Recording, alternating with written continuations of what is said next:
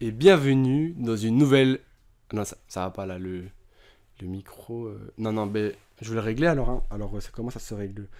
Bienvenue dans une nouvelle analyse. Alors aujourd'hui, on va parler de Scary Movie. Je pense que... Qu'est-ce que tu fous là? Je suis en train de faire genre d'analyse Allez, sur... casse-toi, casse-toi. Et bienvenue dans une nouvelle... Et la veste! La veste! Putain... Lui aussi. Et bienvenue dans une... Mais il est trop bas ce micro, putain! J'ai juste oublié mon sac, je peux pas le faire.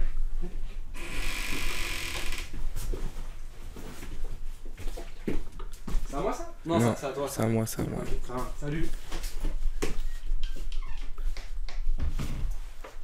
Bienvenue dans une nouvelle... analyse.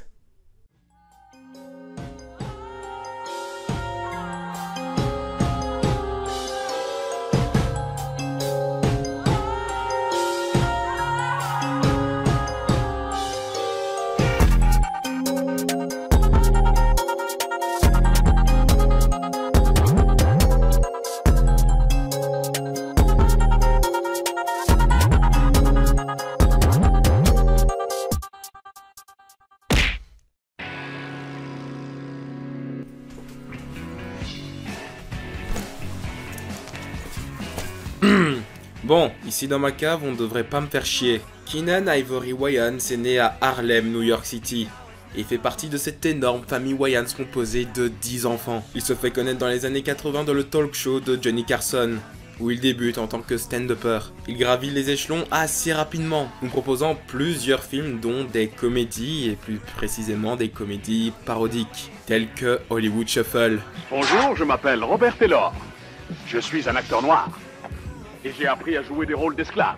Ou encore l'émission In Living Color. C'est une émission qui enchaîne plusieurs petits sketchs, un petit peu comme le SNL, le Saturday Night Live. Voilà, c'est plutôt comique. Et on peut notamment y découvrir des personnes qui débutent comme un certain Jim Carrey, ou encore Shawn et Marlon Wayans, les deux petits derniers de la fratrie. D'ailleurs, ces deux derniers auront droit à leur propre série télé, The Wayans Bros, les frères Wayans. Et aussi prouveront leur amour et leur capacité à faire des films parodiques, avec notamment Spoof Movie, les deux frères étaient au scénario. Hé, grand-mère! Sondeur! Alors, espèce de sale petit enfoiré, allez, viens là, va embrasser grand-mère, là. J'espère que t'as mis les belles capotes que grand-mère t'a données. Ah oui, bien sûr. Mon vieux cul pourri se porte bien, à part un peu d'arthrite dans le doigt qui appuie sur la détente.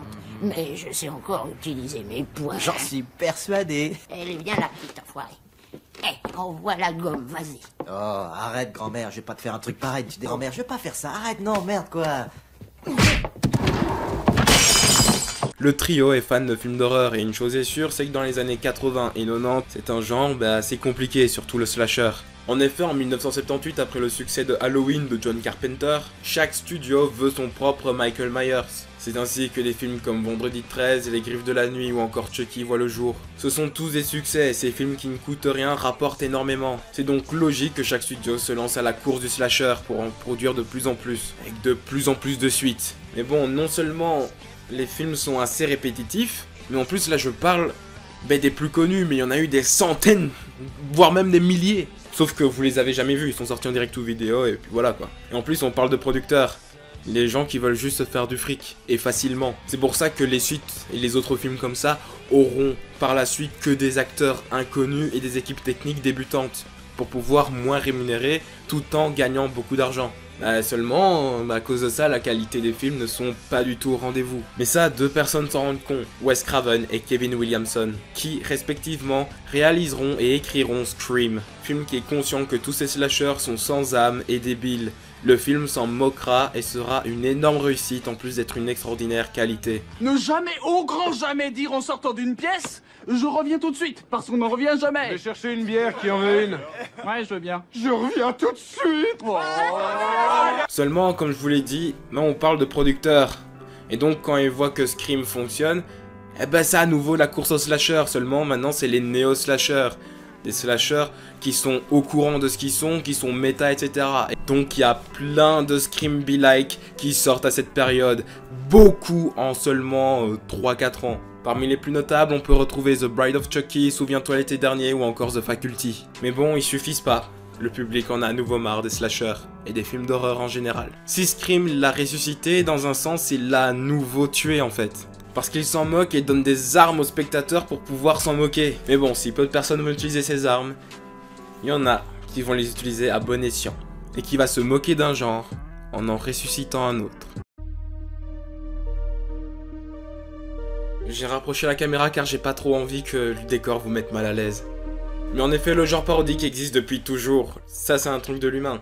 Il a toujours aimé se moquer de quelque chose qui a déjà été fait par le passé. Et un exemple notable, c'est en 1905 la sortie de The Little Train Robbery. Une parodie du film sorti en 1903, The Great Train Robbery. Mais j'avoue que j'en ai pas vu énormément post-2000. J'ai vu et bien évidemment les Hot Shots ou les Y a-t-il un flic ou Y a-t-il un pilote dans l'avion. Ah, on est là, mémé.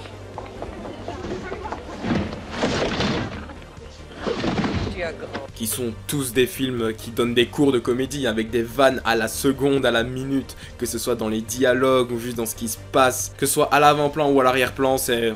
je sais pas, c'est trop drôle. Nous dévions de plus en plus. Ne te trompe pas, Hélène, nous avons changé de cap. Mon Dieu, le soleil. Comment est-ce que tu expliques ça? Une énorme boule de feu au centre de notre système solaire, mais peu importe maintenant. On se dirige droit vers lui, il faut... Par exemple, juste petit détail ici, voilà, on est dans un sujet un petit peu sérieux, on parle d'un truc totalement sérieux avec ce personnage qui est très sérieux, j'ai beaucoup dit le mot sérieux. Et juste derrière, on peut lire escalier qui descendent, et on voit juste le mec qui se dirige vers les escaliers, qui les prend. Je débarrasserai le plancher vite fait si j'étais vous. Ted, c'est ton imagination qui travaille. Ted, il est Ce indispensable détail que me tu fait hurler de rire à chaque fois. Le mec est tombé dans les escaliers en fait. Non? Ça vous fait pas rire. Mais autant ça peut justement être très drôle. Parce que comme je l'ai dit, ce sont des vannes à la seconde. Alors oui, que soit tombé dans les escaliers, etc., ça me fait rire. Mais c'est pas pour autant que ça sert à l'intrigue. Et d'ailleurs, certaines vannes font un petit peu reculer l'intrigue.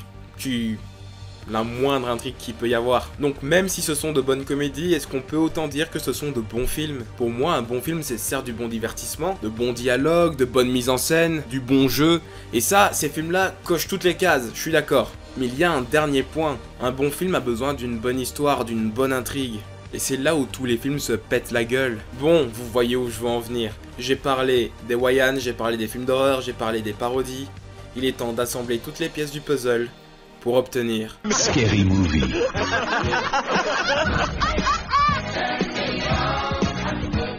On est dans les années 90 et Miramax, la production des frères Weinstein, veut travailler sur un projet de parodie sur Scream. Et ils ont 2 scénarios. Ils hésitent franchement. Ils finiront par prendre celui des Wayans qui s'intitule donc Scary Movie. Cette histoire est plus complexe et peut-être que je vous donnerai plus d'informations dans une autre vidéo ou peut-être dans un short, mais je vous avoue que j'ai pas envie de trop m'étaler, j'ai pas envie que la vidéo dure 8 ans. Mais je pense que ça peut être un très bon sujet pour une autre vidéo. Bon, pour ce qui est de l'autre, il sera également produit, mais pas par Miramax. Et il sortira sous le nom Shriek If You Wanna Know What I Did on Last Friday the 13th. Vous le connaissez certainement mieux sous le nom de Scary Scream Movie. Waouh, l'originalité. Revenons à Scary Movie. Ce film parodie donc majoritairement Scream et Souviens-toi l'été dernier. Et là on peut déjà pointer du doigt une qualité incroyable qui m'impressionne à chaque fois. C'est le mimétisme incroyable qu'il y a entre les décors de Scream et de Scary Movie. Leur capacité à retrouver les mêmes décors, à retrouver les mêmes vêtements, etc. d'être aussi proches. Et ça, c'est une qualité que tous les films de Marlon Wayans ont. Enfin, du moins, tous les films parodiques. Soit Scary Movie 2 ou encore Ghostbusters. Et comme j'ai dit, le film se concentre à parodier 2 films. Majoritairement, il y a évidemment plus de parodies, mais globalement, c'est 2 films. Et c'est pour ça que ça tient la route. Là où les suites, surtout après le 2, parodient beaucoup de films d'horreur. Mais surtout, parodient également beaucoup de films tout court. Simplement pour pouvoir vous faire déplacer. D'ailleurs, est-ce que vous saviez que dans Scary Movie 3, il devait y avoir une intrigue à la Hulk? Enfin, pas forcément une intrigue, mais plutôt une vanne à la Hulk. Et ça a été écrit, ça a été tourné et ça a été monté. Mais heureusement, ça n'a pas été gardé. Et vraiment, merci. Parce que là, franchement, c'était juste pas bien. C'était juste pas bien. Simplement parce que Hulk était sorti à cette époque-là, en 2003. Mais bon, vous vous dites sûrement que Scary Movie, premier du nom, ne parodie pas que des films d'horreur. Évidemment, je vous l'ai déjà dit aussi, c'est vrai. Mais c'est beaucoup plus léger et en plus de ça, c'était devenu des scènes cultes. Mais c'est beaucoup plus léger et en plus de ça, c'est devenu des scènes complètement cultes. Au hasard, ça parodie une pub. Et pourtant, c'est devenu hyper culte. Ça va.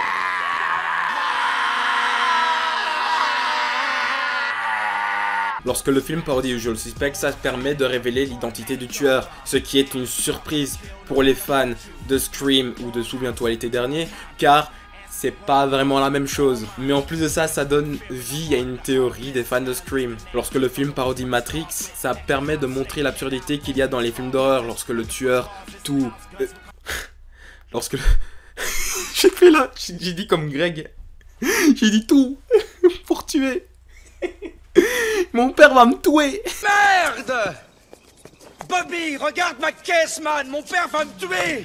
Lorsque le film parodie Matrix, ça permet de montrer l'absurdité qu'il y a dans les films d'horreur lorsque le tueur tue tous les personnages secondaires, mais galère face à la dernière survivante et qui paraît complètement increvable, coucou Sydney. Et donc, ils la font passer un petit peu comme un super-héros qui vole et qui est super forte. Et une autre force du film, c'est qu'au-delà d'être un film qui te fait rire, ben ça peut être un film qui te fait peur. Ça peut faire peur. Moi, quand j'étais petit, il y a certaines scènes qui me faisaient vraiment peur.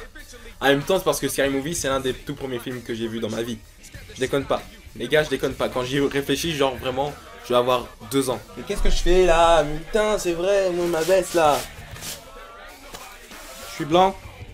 Ne répondez pas à cette question. Et si on revient sur un point de vue mise en scène, le film propose de très beaux plans. Et c'est maîtrisé. Et il y a une intelligence, ne serait-ce que dans l'identité des personnages. Drew Decker s'appelle comme ça parce que c'est une parodie de Casey Baker, qui est interprétée par Drew Barrymore. Donc Decker, ça ressemble à Baker, et Drew, pour Drew Barrymore. Dans Scream, je veux dire. Cindy Campbell parodie Sydney. Cindy, Sydney, voilà, ça se ressemble, encore plus en anglais. Cindy, Sydney, vous voyez. Et Campbell, c'est simplement le nom de famille de l'actrice qui joue Sydney. Neve Campbell. Bobby Prince s'appelle comme ça parce que ça ressemble à Billy. Et Prince, c'est pour Freddie Prinze Jr. qui joue dans Souviens-toi l'été dernier. Pour Brenda, je suis pas vraiment sûr de ce que j'avance, mais je trouve que ça ressemble quand même à Jada. Comme Jada Smith, elle qui joue dans Scream 2 et qui a la mort parodiée par celle de Brenda. Et son nom de famille, Mix, fait référence à Randy. Randy Mix, personnage de Scream. Et c'est surtout parce que Shorty devait s'appeler Mix. Parce que Shorty est la parodie de Randy. Ray Wilkins s'appelle comme ça parce que Ray, c'est le prénom du personnage de Freddie Prinze Jr. dans Souviens-toi l'été dernier. Tiens, on y revient. Et pour son nom de famille, j'avoue, je n'ai rien trouvé. Buffy est une parodie de Helen, qui est interprétée par Sarah Michelle Gellar, surtout connue pour son rôle de Buffy Summers dans Buffy contre les vampires. Ouais, ils sont allés assez loin.